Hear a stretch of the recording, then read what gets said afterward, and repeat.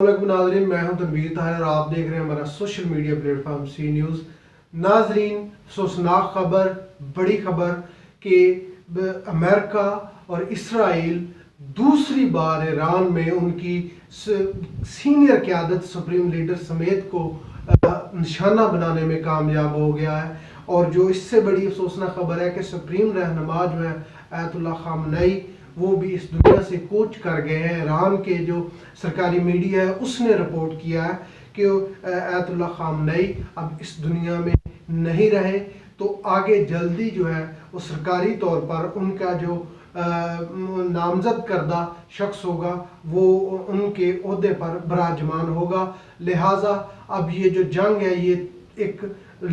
तूल पकड़ती हुई नज़र आ रही है। और अब मज़ीद जो बच जाने वाले कौन से मुस्लिम ममालिक हैं जो इसकी लपेट में आएंगे, क्योंकि जो लबनान, शाम,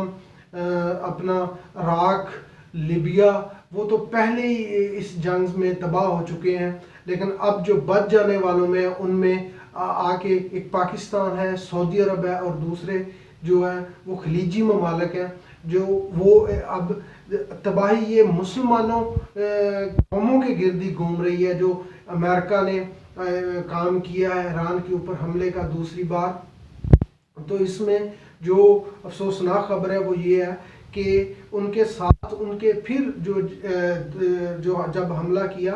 तो जो 4 रहनुमा ईरान के वो भी इस दुनिया से कूच कर गए हैं। अगरचा स्टेट मीडिया ने तो आयतुल्लाह खामनेई से मतलब ही बताया कि वो इस दुनिया में नहीं रहे, लेकिन जब वो मीटिंग कर रहे थे ईरानी मीडिया के मुताबिक, जब वो आयतुल्लाह खामनेई अपनी रहायश गाह पर मीटिंग कर रहे थे, 4 जो सीनियर रहनुमा है ईरान के, जिनमें पासदारान इनकलाब का जो सरबराह है लेफ्टिनेंट जनरल मोहम्मद पाकपुर, एक वो थे उस दफ़ा उनके साथ मीटिंग में। दूसरा उस बड़ी जो शख्सियत थी अली खानी, जो पहले गुज़श्ता बरस जून में इसराइल के हमले में शदीद ज़ख्मी हो गए थे और वो बच गए थे। वो सीनियर मिलिट्री एडवाइज़र भी हैं, जो ईरान की डिफेंस ऑफ काउंसिल है उसके सेक्रेटरी भी हैं, वो भी उस वक्त मीटिंग में मौजूद थे। फिर जो तीसरा था वो वज़ीर दफ़ा था ईरान का, जिसका नाम है मेजर जनरल अजीज़ नसीर ज़ादा, वो था। और चौथी जो शख्सियत थी जिसको अपना जब मिसाइलों ने हिट किया वो भी मौजूद थे, वो थे जॉइंट उनके chief of staff Syed Abdurrahman. ये 4 लोग, 5वें थे सुप्रीम रहनुमा आयतुल्लाह खामनेई। तो 30 जो मज़ाइल हैं, जो इंटरनेशनल मीडिया रिपोर्ट कर रहा है कि 30 के करीब जो मज़ाइल थे उन्होंने एक एक्यूरेटली जो है वो हिट किया उस जगह को, उस मकाम को जहां पर वो आयतुल्लाह खामनेई मौजूद थे। तो जो ईरान के कौमी सलामती के मशीर हैं वो अली लारिजानी, उनके मुताबिक जो है वो बंकर में मौजूद नहीं थे, लेकिन उनको कहा गया था, एडवाइस किया गया था कि आप जो है वो किसी बंकर में चले जाएं। तो जो आयतुल्लाह खामनेई है उन्होंने इनकार किया इस चीज़ ने से कि मैं किसी बंकर में नहीं जाऊंगा, मैं अपने मामूल के मुताबिक ही जहाँ उठता बैठता हूँ, जहाँ मेरा रूटीन का काम है वो करूँगा। तो लिहाजा वो जब मिसाइलों ने हिट किया तो मुकम्मल तौर पर वो बिल्डिंग, जो इमारत थी, वो तबाह हो गई। और इसके बाद तो ये भी मुबैना इसके बाद रिपोर्ट्स हैं कि जो दोनों मौजूदा सदर जो मसूद पेज़ेश्कियान हैं वो भी चल बसे हैं इस दुनिया से, उनको भी मार दिया गया है। और जो साबिक सदर है महमूद अहमदीनेजाद, उनके रहायशगाह को तबाह कर दिया गया है और उसको भी जो है वो जान से मार दिया गया है, शहीद कर दिया गया है। लेकिन जो इससे जुड़ी एक बड़ी खबर है वो ये है कि वाशिंगटन पोस्ट ने ये स्टोरी लगाई है, प्लांट की गई है या लगवाई गई है या हक पे मबनी है, लेकिन हम आपको बता रहे हैं कि उसने ये वाशिंगटन पोस्ट क्रेडिबल अमेरिकी न्यूज़ एजेंसी या न्यूज़पेपर है, उसमें इंकशाफ हुआ है कि ये जो ईरान के ऊपर अमेरिका और इसराइल उनकी क़यादत को निशाना बनाने में कामयाब हुआ है, इसमें जो सऊदी अरब है उसका बड़ा हाथ है। और सऊदी अरब का जो शहज़ादा है मोहम्मद बिन सलमान, उसने भी कन्विंस कायल किया डोनाल्ड ट्रंप को कि ये जो मौजूदा क़यादत है, ईरान की सुप्रीम लीडर की क़यादत में इनको जो है वो किसी तरह बैक किया जाए, पीछे किया जाए, हटाया जाए। इसराइल की बात को डोनाल्ड ट्रंप जो है वो इंडोज करे, माने इसराइल सही कह रहा है। ये वाशिंगटन पोस्ट की स्टोरी है। और उसके बाद जो इसमें दिलचस्प मालूमात है वो ये है कि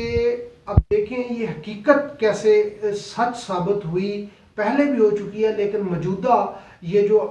हादसा, एक अफसोसनाक वाक़या पेश आया वो ये है कि हकीकत ये है कि आप जितने बेशक बड़ी कौम हो, नंबर में, तादाद में, जदीद टेक्नोलॉजी हो, आपके पास एक नज़रिया हो, अपने नज़रिए से जुड़ी हुई कौम हो, नौजवान हो, बेशक तालीम जो है लिटरेसी रेट बहुत ज़्यादा हो, नेचुरल सोर्सेज हों, लेकिन अगर आप में गद्दार है, यानी कि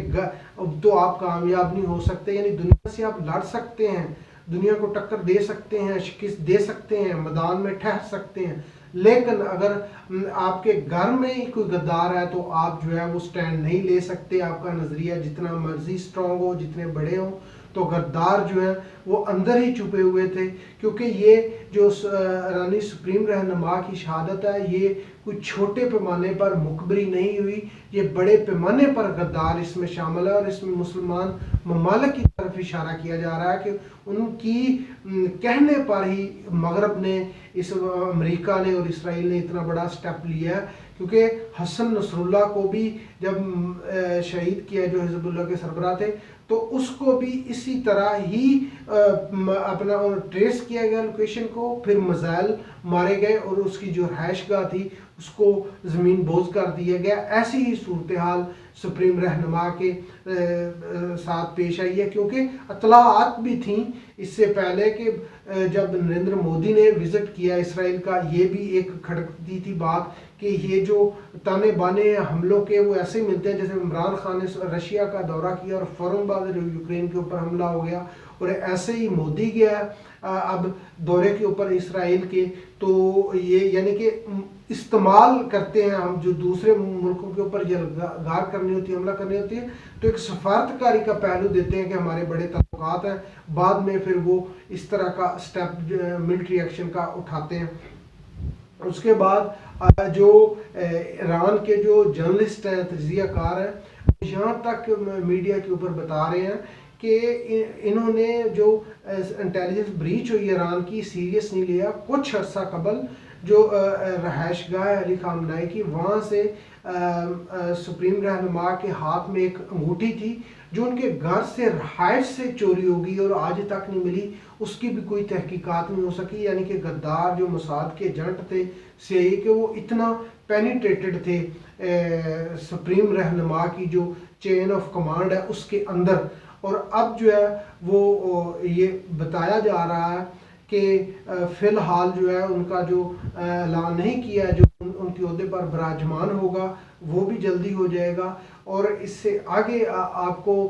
थोड़ा सा इस बात को तफसील से बता दें कि आप देखें कि 9 करोड़ की आबादी है और जोग्राफी में ईरान दूसरा बड़ा मुल्क है सऊदी अरब के बाद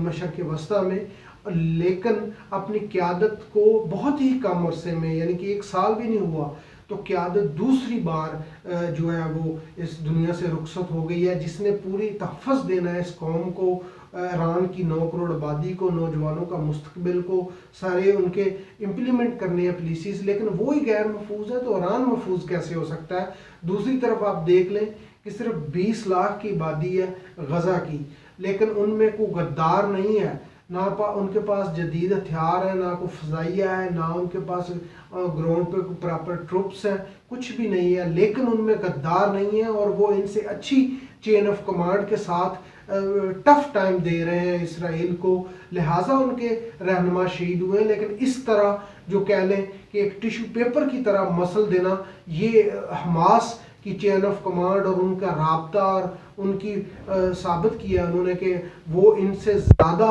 वेल कनेक्टेड और वेल ऑर्गेनाइज और समझते हैं चीज़ों को, बजाय कि जिस तरह ईरान के साथ हो रहा है। और इससे ये अभी तक की अपडेट्स हैं जिससे हमने आपको आगाह किया। और अगर आपको ये मालूमात अच्छी लगी तो हमारे चैनल को सब्सक्राइब और शेयर ज़रूर करें। आगे अब मुझे दीजिए इजाज़त। अल्लाह हाफिज़।